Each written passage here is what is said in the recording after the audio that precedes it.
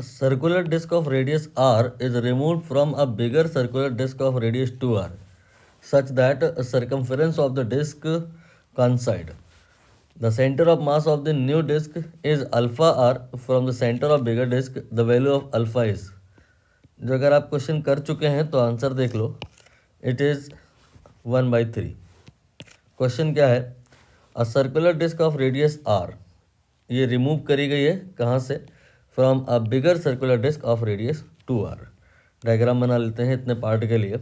ये हमने एक डिस्क एज्यूम करी है, इसका जो रेडियस है वो 2r है, यानी कि आप कह सकते हो कि distance from O to A ये 2r के बराबर है. और अब इसके अंदर से आपको एक डिस्क रिमूव करना है और उसका जो रेडियस है अकॉर्डिंग टू क्वेश्चन 2r नहीं है, वो r के बराबर है. तो यहाँ पर हमने इसके अंदर एक और डिस्क बनाई और इसको हम क्या करेंगे? रिमूव करेंगे.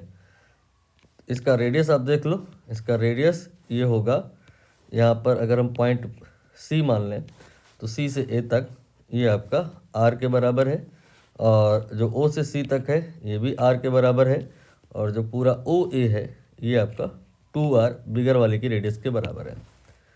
और इसे आपने रिमूव कर दिया है, तो जो रह जाएगा उसको हम क्या कर लेते हैं? सेडेड कर लेते हैं, और इसी का हमें निकालना है सेंटर ऑफ मास. तो वर्किंग प्रोसीजर क्या रहता है कि जिसको रिमूव किया है आप उसको वहाँ पर प्रेजेंट मान लो, रिमूव ना करो, बट उसका जो मास है या जो अगर एरिया है तो वो एरिया नेगेटिव मान लो. तो यहाँ पर हमने जो रिमूव पार्ट है उसको वहीं पर एज्यूम कर लिया है, बट इसका मास हम नेगेटिव लेंगे.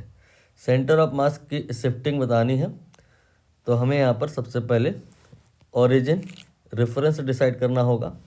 ये एक्स एक्सेस हो गया, ये वाई एक्सेस हो गया. तो ओरिजिन जो बिगर वाली डिस्क है उसका जो सेंटर है वही ओरिजिन है. और अब हम इसी के रिस्पेक्ट में बात करेंगे. यहाँ पर हम सबसे पहले जो बड़ी वाली डिस्क है उसका मास देखेंगे. m1 अगर मान लें तो आ जाएगा पाई, रेडियस है इसका 2r, ये हो गया area, multiplied by thickness multiplied by, you can say directly area multiplied by sigma. Sigma क्या है? मास पर यूनिट लेंथ. तो मास पर यूनिट एरिया, तो मास पर यूनिट एरिया में एरिया अगर मल्टीप्लाई कर देंगे तो मास आ जाएगा. जो छोटी वाली डिस्क है जिसे रिमूव किया है आपने, उसका जो मास होगा that will be what? Pi, then r का square and then sigma. But मैंने कहा वो रिमूव किया गया है इसलिए माइनस में लिया जाएगा. नाउ इस दोनों का हम सेंटर ऑफ मास देखेंगे x1 एंड x2. तो जो बिगर वाली है उसका सेंटर ऑफ मास हो तो वहीं पर है, 0 पर है, ओरिजिन पे है. x2 के बारे में आपका क्या ओपिनियन है? ये है यहाँ पर centre of mass of smaller disc.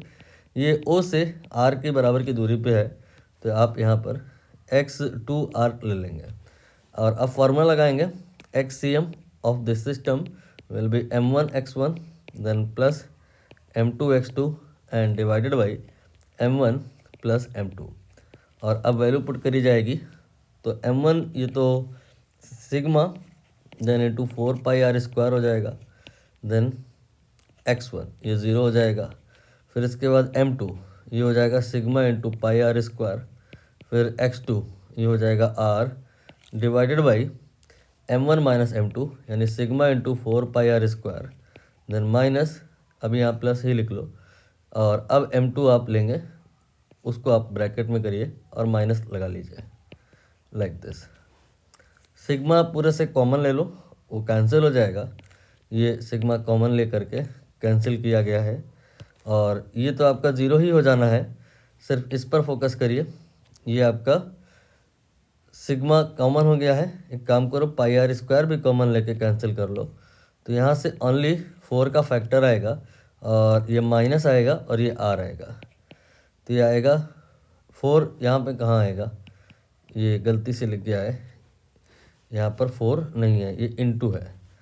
तो ये आ जाएगा -1 डिवाइडेड बाई, यहाँ पर आएगा 4, यहाँ पे आएगा -1, ये हो गया -1/3, और इंटू r. मतलब क्या है? ये माइनस की डायरेक्शन में, यहाँ से नेगेटिव डायरेक्शन में r/3 के बराबर शिफ्ट हो जाएगा. और इसकी तुलना हमें अल्फ़ा आर से करनी है। तो अल्फ़ा आर यहाँ पे r/3 के बराबर है, तो जो अल्फ़ा की वैल्यू आएगी दैट विल बी 1/3।